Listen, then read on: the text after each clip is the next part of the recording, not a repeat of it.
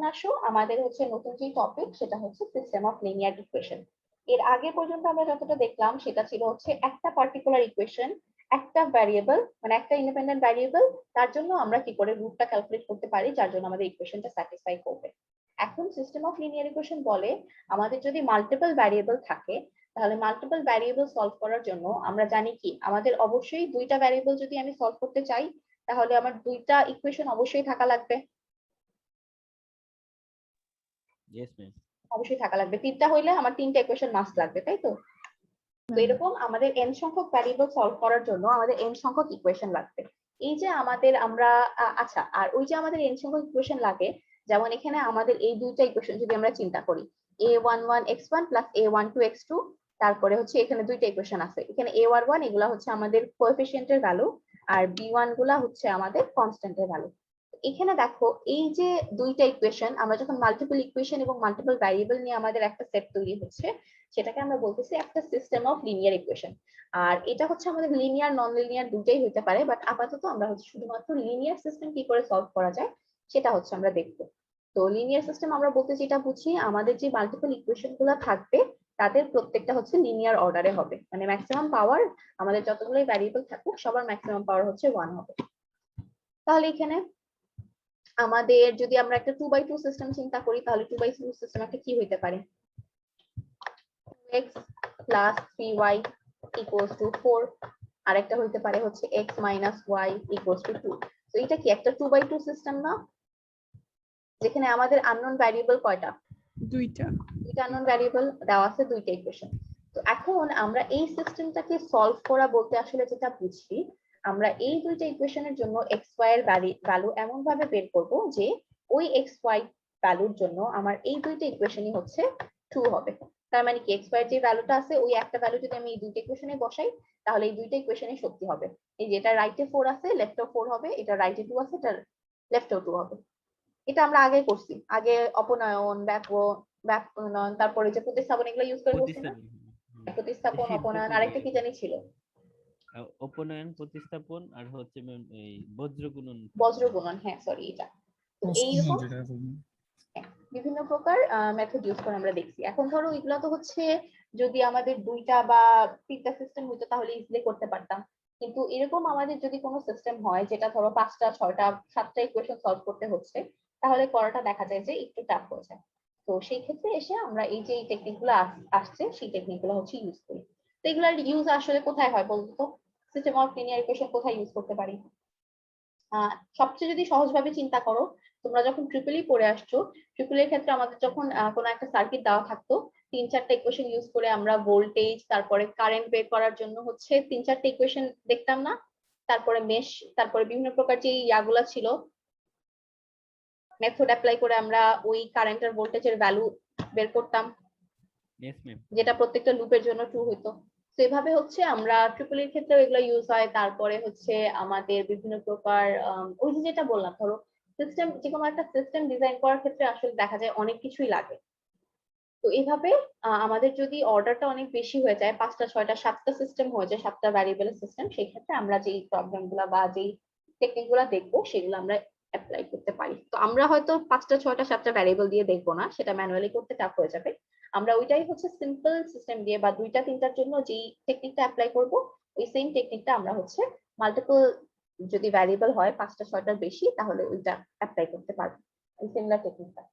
তো এখন এটা সলভ করার জন্য আমরা যেটা করতে পারি, বিভিন্ন ধরনের মেথড তো আছে, তার মধ্যে একেবারে যেটা সিম্পল সেটা হচ্ছে এগুলো একেবারে বেসিক যে গ্রাফিক্যাল মেথড যেটা, সেটা হচ্ছে আমরা যদি 2x2 একটা সিস্টেম হয় তাহলে সাইড চেঞ্জ করে এই যে x2 আকারে পুরাটাকে রিপ্রেজেন্ট করলাম, রিপ্রেজেন্ট করে x1 এর বিভিন্ন ভ্যালু ধরবো, ভ্যালু ধরে দেখবো যে কোনটার জন্য আমার এই ইকুয়েশনটা হচ্ছে ট্রু হচ্ছে।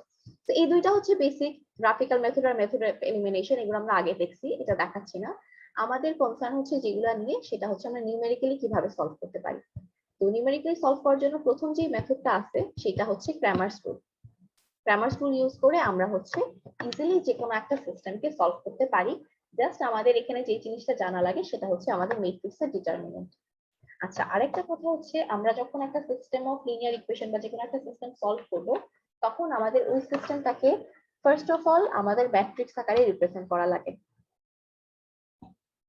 ঠিক আছে, তো তার জন্য আমাদের বেসিক কিছু ম্যাট্রিক্সের ফরম্যাট জানা লাগবে। ম্যাট্রিক্স গুলা জানার জন্য, যার মধ্যে প্রথম একটা ম্যাট্রিক্স হচ্ছে সিমেট্রিক ম্যাট্রিক্স। সিমেট্রিক ম্যাট্রিক্স আমরা জানি না কি। আচ্ছা, এ যদি একটা ম্যাট্রিক্স হয় আর এর ট্রান্সপোজ কি হবে, রো কে কলাম, কলামকে যদি আমরা রোতে কনভার্ট করি তাহলে এটা ট্রান্সপোজ হয়ে যাবে। আর এই যে একটা ম্যাট্রিক্স আর তার ট্রান্সপোজ যখন ইকুয়াল হয়ে যাবে তখন আমরা সেই ম্যাট্রিক্সটাকে বলি হচ্ছে সিমেট্রিক ম্যাট্রিক্স।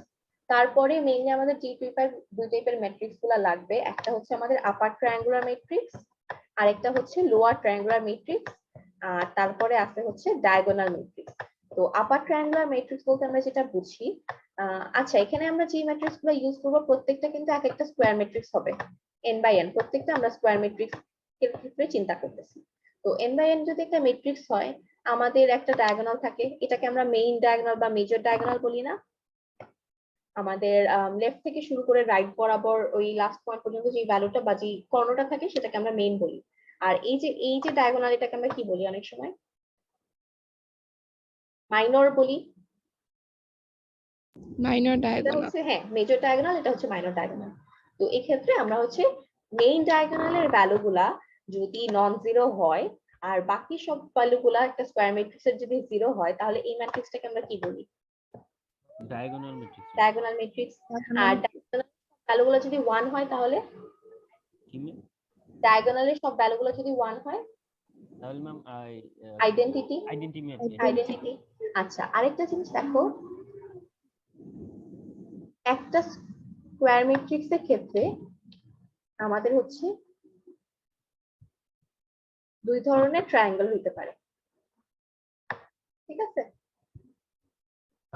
একটা হচ্ছে লোয়ার ট্রায়াঙ্গেল, আর একটা হচ্ছে আপার ট্রায়াঙ্গেল। তো এখানে দেখো আমাদের লোয়ার ট্রায়াঙ্গেল আর আপার ট্রায়াঙ্গেল বলতেছে আমরা স্কয়ার ম্যাট্রিক্সের ক্ষেত্রে।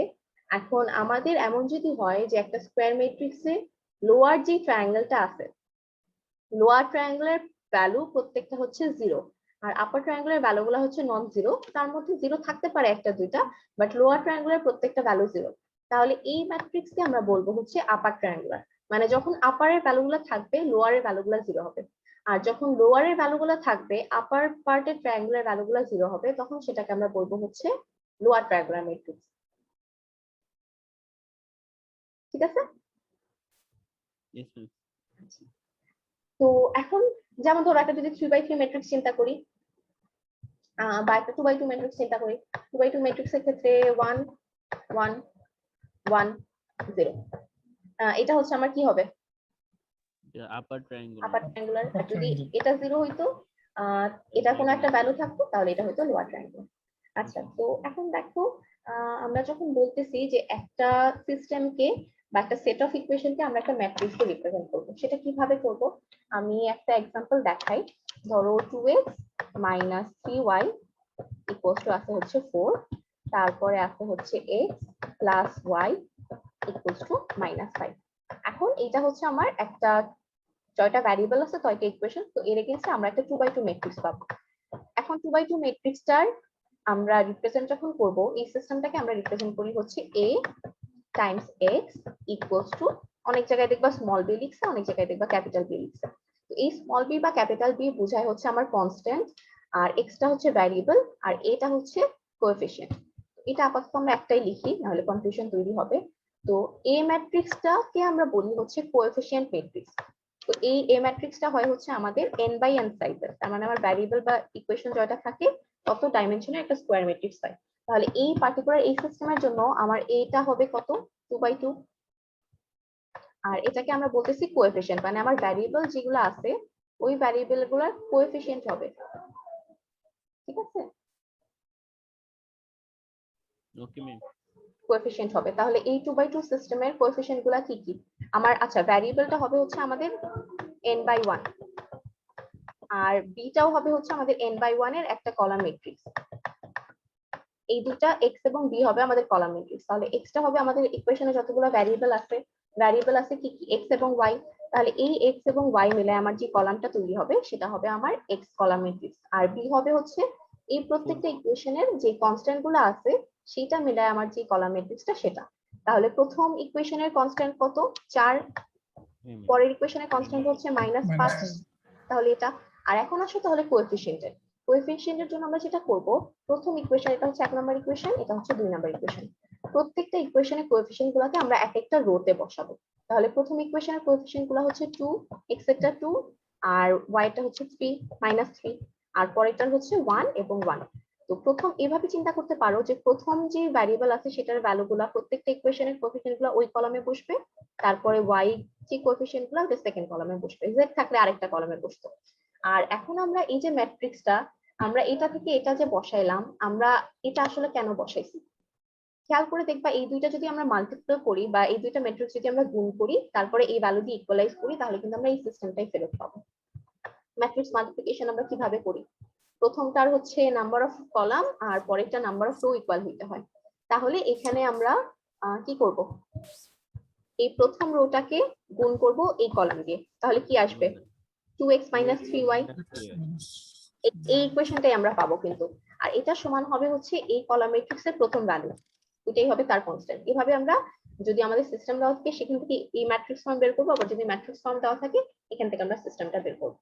ঠিক আছে, তাহলে এটা তো বোঝা গেল। 3/3 এর জন্য সেম, আমাদের এখানে z ভ্যারিয়েবল অ্যাড হবে, এখানে ওই থার্ড ইকুয়েশনের কনস্ট্যান্ট, আর এখানে আরেকটা z এর কলাম অ্যাড হবে। তো এখন দেখো, প্রথম যে সিস্টেমের মাধ্যমে আমরা সলভ করতে পারি সেটাকে আমরা বলতেছি ক্র্যামারস রুল। ক্র্যামারস রুলের জন্য ফার্স্ট টেকনিক হচ্ছে, প্রথমত আমাদের যেটা করা লাগবে, আমাদের ওই যে সিস্টেমটা আছে সেটাকে আমরা হচ্ছে ax = b এভাবে রিপ্রেজেন্ট করব। তারপরে আমাদের যখন আমরা যেহেতু x y z বা যে ভ্যারিয়েবল গুলো থাকছে x1 x2 x3 এগুলোর ভ্যালু ক্যালকুলেট করতেছি, প্রত্যেকটার জন্য আমাদের ডিটারমিনেন্ট ক্যালকুলেট করা লাগবে। আর এই যে আমরা ডিটারমিনেন্টটা ক্যালকুলেট করতেছি, ডিটারমিনেন্ট বের করব হচ্ছে আমরা কোএফিসিয়েন্ট ম্যাট্রিক্সের। ঠিক আছে, ডিটারমিনেন্ট কিভাবে ক্যালকুলেট করি আমাদের খেয়াল আছে তো? 2/2 এর জন্য ইজি, জাস্ট আমরা ক্রস মাল্টিপ্লিকেশন করে দেই, আর 3/3 হইলে যে কোনো একটাকে আমরা পিভট ভ্যালু ধরে ওই রো এবং ওই কলাম বাদ দিয়ে বাকি যে স্কয়ার পোরশনটুকু থাকে সেইটুকুকে আমরা ক্রস মাল্টিপ্লিকেশন করি। আর আমাদের ভ্যালুগুলো হচ্ছে প্লাস মাইনাস প্লাস মাইনাস এভাবে ইন্টারচেঞ্জ হয়। মনে আছে? এটা দেখাচ্ছি না, ঠিক আছে? তো আচ্ছা, তাহলে আমরা হচ্ছে এই স্কয়ার ম্যাট্রিক্সের ডিটারমিনেন্ট ক্যালকুলেট করে নিব। তারপরে আমরা যখন ওই ভ্যারিয়েবলগুলোর ভ্যালু বের করব, যখন আমরা x1 বের করব, তখন এই যে আমরা স্কয়ার ম্যাট্রিক্সটা পাইছিলাম কোএফিসিয়েন্টের যে x এর কলামটা আছে, x ভ্যারিয়েবলের কলামকে আমরা রিপ্লেস করে দেব কনস্ট্যান্টের কলাম দিয়ে। যখন আমরা x2 বের করব, তখন x2 বা y বলো, সেকেন্ড যে কলামটা মানে ওই আমাদের কোএফিসিয়েন্ট ম্যাট্রিক্সে যে ভ্যারিয়েবলটার ভ্যালু আমরা বের করতেছি তার যে কলামটা আছে ওই কলামকে আমরা রিপ্লেস করব কনস্ট্যান্টের কলাম দিয়ে। বাকি সবকিছু আনচেঞ্জ থাকবে। আবার যদি আমরা z বের করি, তাহলে এই z এর যে কলামটা এটাকে রিপ্লেস করে দেব এই কনস্ট্যান্টের কলাম দিয়ে, বাকি এই দুইটা ঠিক থাকবে। তারপরে আমরা নিচের তো ডিটারমিনেন্ট একবার ক্যালকুলেট করছি, এটা হচ্ছে এই স্কয়ার ম্যাট্রিক্সের ডিটারমিনেন্ট, এটা ফিক্স থাকবে প্রত্যেকের জন্য, আর প্রত্যেকটার উপরের ডিটারমিনেন্টটা হচ্ছে চেঞ্জ হবে।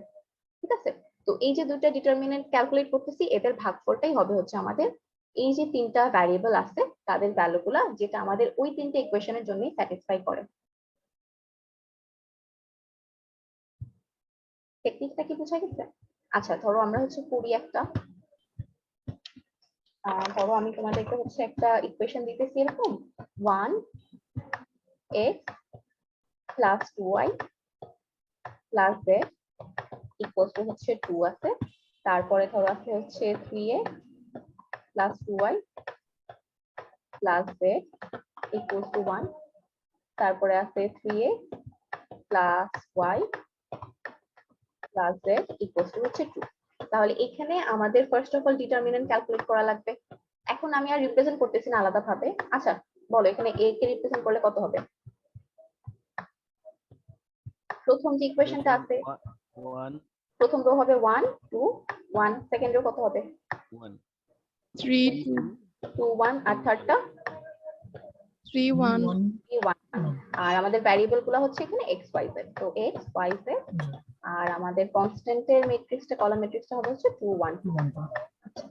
এখন আমরা first of all determinant of a calculate করব। ডিটারমিনেন্ট অফ a কত হবে এখানে? প্রথম 1 হইছে আইসোলেটেড, তারপর হচ্ছে 1 পিভট ধরব, 2 -1। এই যে জাস্ট হচ্ছে এটাকে যখন আমরা ধরতেছি এই রো আর এই কলাম বাদ, এটার এবং এটার মধ্যে ক্রস মাল্টিপ্লিকেশন, তো 2 - 1, তারপর এটা হবে হচ্ছে মাইনাস, এরপরের পিভট ভ্যালু হবে কত? 2। তারপরে 2, তারপরে ক্রস মাল্টিপ্লিকেশন হবে minus কত? 3 মাইনাস 3, minus তারপরেটা হচ্ছে প্লাস হবে 1 plus 3 মাইনাস 3 দুগুণে 6, ঠিক আছে? সেখানে আমরা একটা ডিটারমিনেন্ট ভ্যালু পাবো, কত হচ্ছে? এখানে হচ্ছে আমার 1, ওইখানে 0, আর এখানে হচ্ছে -3, তার মানে -2, ঠিক আছে? -2। তাহলে এখন আমরা যদি x এর ভ্যালু একটা যদি আমি দেখাই তাহলে বুঝবা, x এর ভ্যালু যদি আমি ক্যালকুলেট করি, তাহলে x এর ভ্যালু ক্যালকুলেট করার জন্য এগুলা মুছে দিই, এখানে জায়গা নাই। ডিটারমিনেন্টটা মনে রাখো, ডিটারমিনেন্ট হচ্ছে আমাদের -2, এখানে লিখি ডিটারমিনেন্ট হচ্ছে -2। তাহলে x এর ভ্যালু যখন আমরা ক্যালকুলেট করব, x এর কলামটাকে রিপ্লেস করব আমরা আমাদের কনস্ট্যান্টের কলাম দিয়ে। তাহলে বলো কি হবে আমার ম্যাট্রিক্সটা? বলো, প্রথম কলাম কি হবে? জাস্ট এটা কি আমার x ভ্যারিয়েবলের কলাম, এটা y ভ্যারিয়েবলের কলাম, এটা z ভ্যারিয়েবলের কলাম। তাহলে এই ফার্স্ট কলামটা রিপ্লেস হবে আমার এই যে কনস্ট্যান্টটা আছে, এখানে ইকুয়াল দিতে ভুলে গেছি, এটাতে 1 2 2 1 2 হবে, আর বাকি যে দুইটা কলাম আছে এগুলো ঠিক থাকবে। তাহলে ছিল হচ্ছে 2 2 1, এখানে ছিল হচ্ছে 1 1 1, ঠিক আছে? তো এখন এটা ইউজ করে আমরা আবার কি এই যে এটা আছে এই ম্যাট্রিক্সের ডিটারমিনেন্ট ক্যালকুলেট করে যদি এটাতে ভাগ দেই, আমরা পেয়ে যাবো হচ্ছে আমাদের x এর ভ্যালুটা, ঠিক আছে? ডিটারমিনেন্ট আগের মতোই ক্যালকুলেট করব।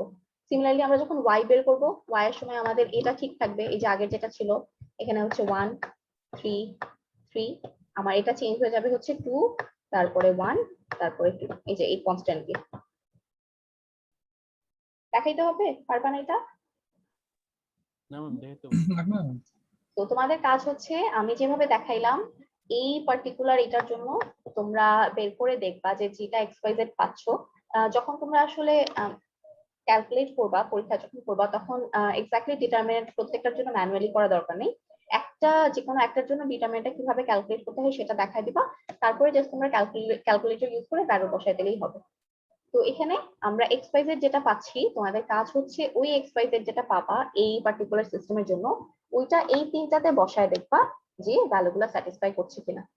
প্রত্যেকটার জন্য কিন্তু আমার ইকুয়েশন স্যাটিসফাই করা লাগবে, যে কোনো দুইটার জন্য যদি সমান হয় আরেকটার জন্য স্যাটিসফাই না করে, তাহলে কিন্তু এটা সলিউশন হবে না।